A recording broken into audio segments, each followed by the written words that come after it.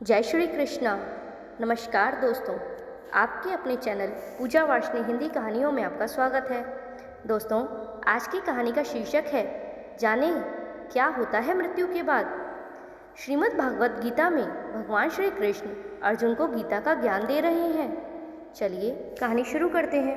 अर्जुन पूछता है, हे त्रिलोकीनाथ, आप आवागमन अर्थात पुनर्जन्म के बारे में कह रहे हैं। इस संबंध में मेरा ज्ञान पूर्ण नहीं है।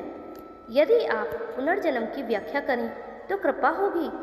कृष्ण बताते हैं, इस सृष्टि के प्राणियों को मृत्यु के पश्चात अपने अपने कर्मों के अनुसार पहले तो उन्हें परलोक में जाकर कुछ समय बिताना होता है, जहाँ वो पिछले जन्मों में किए हुए पुण्य कर्मों अथवा पाप कर्म का फल भोगते हैं।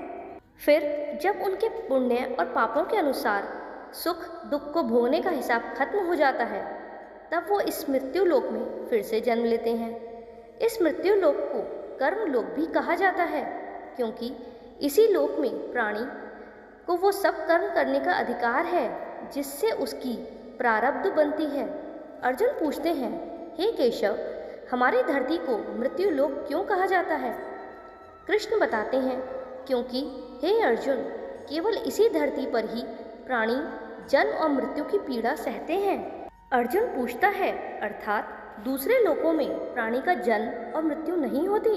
कृष्ण बताते हैं, नहीं अर्जुन, उन लोकों में न प्राणी का जन्म होता है और न ही मृत्यु, क्योंकि मैंने तुम्हें पहले ही बताया था कि मृत्यु केवल शरीर की ही होती है, आत्मा की नहीं। आत्मा तो न जन्म लेती है और न ही मरती है।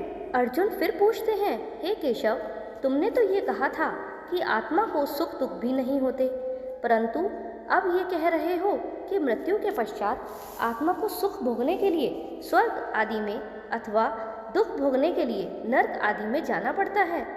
तुम्हारा मतलब ये है कि आत्मा को केवल पृथ्वी पर ही सुख दुख नहीं होते, बल्कि स्वर्ग अथवा नर्क में आत्मा को सुख या दुख भोगने पड़ते हैं। कृष्ण बताते हैं, नहीं अर्जुन, आत्मा को कहीं भी किसी भी स्थान पर या किसी भी काल में सुख या दुख छू भी नहीं सकते, क्योंकि आत्मा तो मुझ अविनाशी परमेश्वर का ही प्रकाश रूप है। हे अर्जुन, मैं माया के अधीन नहीं, बल्कि माया मेरे अधीन है, और सुख दुख तो माया की रचना है। इसीलिए जब माया मुझे अपने घेरे में नहीं ले सकती, तो माया के रचे हुए सुख और दुख मुझे कैसे छू सकते हैं? सुख दुख तो केवल शरीर के भोग हैं, आत्मा के नहीं। अर्जुन कहता है, हे केशव, लगता है तुम मुझे शब्दों के माया जाल में भ्रमा रहे हो। मान लिया कि सुख दुख केवल शरीर के भोग हैं, आत्मा इनसे अलिप्त है। फिर जो शरीर उनको भोगता है उसकी तो मृत्यु हो जाती है, वो शरीर तो आगे नहीं जाता। फिर स्वर्ग अथवा नर्क में सुख दुख को भोगने कौन जाता है? अर्जुन पूछता है, जीवात्मा, ये जीवात्मा क्या है केशव? कृष्ण कहते हैं, हाँ पार्थ, जीवात्मा देखो, जब किसी की मृत्यु होती है तो असल में ये जो बाहर का अस्थूल शरीर है, केवल यही मरता है। इस अस्थूल शरीर के अंदर जो सूक्ष्म शरीर है वो नहीं मरता। वो सूक्ष्म शरीर आत्मा के प्रकाश को अपने साथ लिए मृत्यु लोक से निकलकर दूसरे लोकों में चला जाता है। उसी सूक्ष्म शरीर को जीवात्मा कहते हैं। अर्जुन पूछता है, इसका अर्थ है जब आत्मा एक शरीर को छोड़कर जाती है तो साथ में जीवात्मा को भी ले जाती है? कृष्ण कहते हैं, नहीं अर्जुन, ये व्याख्या इतनी सरल नहीं है। देखो, जैसे समुद्र के अंदर जल की एक बूंद समुद्र से अलग नहीं है, उसी प्रकार महासागर का एक हिस्सा है, वो बूंद अपने आप सागर से बाहर नहीं जा सकती। हाँ, कोई उस जल की बूंद को बर्तन में भरकर ले जाए तो वो समुद्र से अलग दिखाई देती है। इसी प्रकार सूक्ष्म शरीर रूपी जीवात्मा उस आत्म ज्योति के टुकड़े को अपने अंदर रखकर अपने साथ ले जाता है।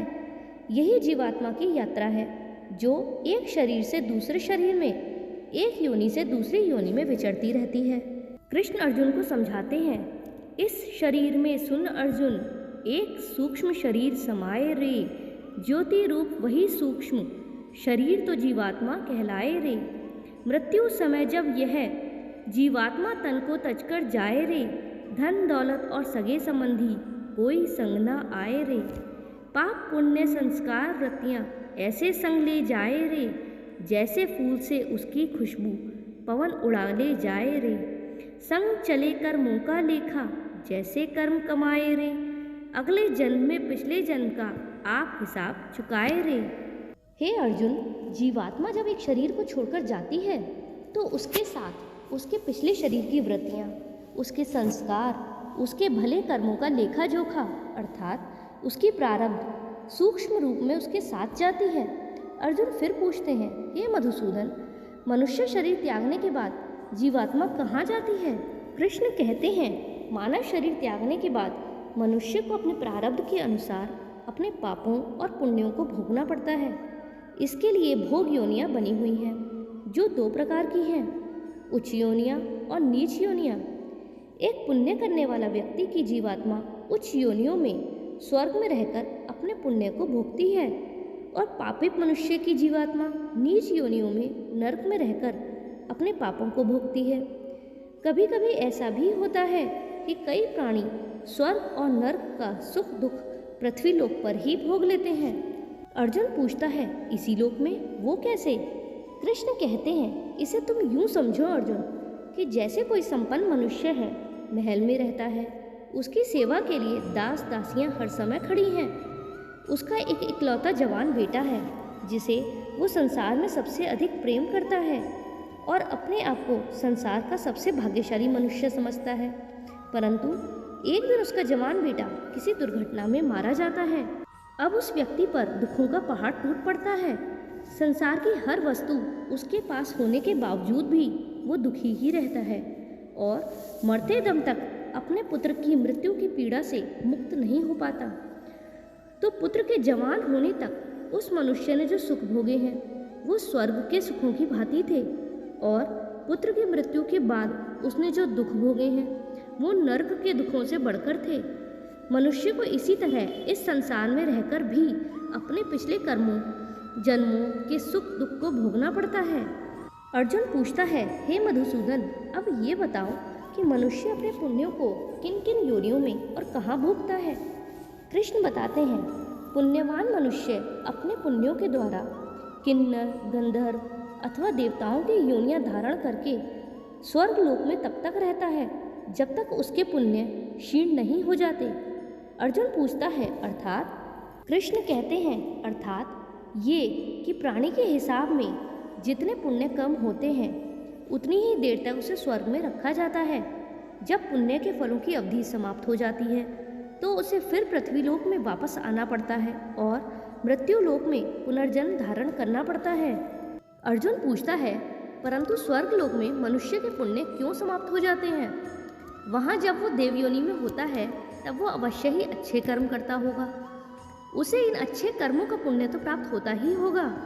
कृष्ण बताते हैं, नहीं अर्जुन, उच्च योनि में देवता बनकर प्राणी जो अच्छे कर्म करता है या नीच योनि में जाकर प्राणी जो क्रूर कर्म करता है, उन कर्मों का उसे कोई फल नहीं मिलता। अर्जुन पूछता है, क्यों? कृष्ण कहते हैं, क्योंकि वो सब भोग योनियां हैं, वहाँ प्राणी केवल अच्छे बुरे कर्मों का फल भोगता है। इन योनियों में किए हुए कर्मों का पुण्य अथवा पाप उसे नहीं लगता। हे पार्थ, केवल मनुष्य की योनि में ही किए हुए कर्मों का पाप या पुण्य होता है, क्योंकि यही एक कर्म योनि है। अर्जुन पूछते हैं, इसका अर्थ ये हुआ, यदि कोई पशु किसी की हत्या करे तो उसका पाप उसे नहीं लगेगा, और यदि कोई मनुष्य किसी की अकारण हत्या करे तो पाप लगेगा। परंतु ये अंतर क्यों? कृष्ण कहते हैं, इसीलिए कि पृथ्वी लोक में समस्त प्राणियों में केवल मनुष्य ही ऐसा प्राणी है जो विवेकशील है, वो अच्छे बुरे की पहचान रखता है। दूसरा कोई भी प्राणी ऐसा नहीं कर सकता। इसीलिए यदि सांप किसी मनुष्य को अकारण भी डस ले और वो मर जाए तो सांप को उस हत्या का पाप नहीं लगेगा। इसी तरह कोई जानवर किसी दूसरे जानवर की हत्या करता है तो उसे पाप नहीं लगता। या बकरी का ही उदाहरण ले लो, बकरी किसी की हत्या नहीं करती, घास फूस खाती है, इसी कारण वो पुण्य की भागी नहीं बनती।